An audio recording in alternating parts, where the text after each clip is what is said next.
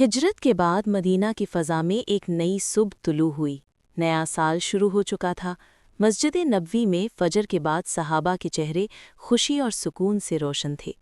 حضرت عبداللہ نے مسکرا کر حضرت سلمان سے کہا، اللہ ہمیں یہ نیا سال اپنی رضا کے ساتھ گزارنے کی توفیق عطا فرمائے۔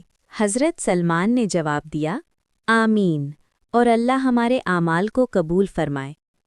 پھر حضرت عمر نے سب کی طرف دیکھتے ہوئے فرمایا، آؤ ہم ایک دوسرے کو اس بات کی مبارک دیں کہ اللہ نے ہمیں ایک اور سال عبادت اور نیکی کے لیے عطا فرمایا ہے۔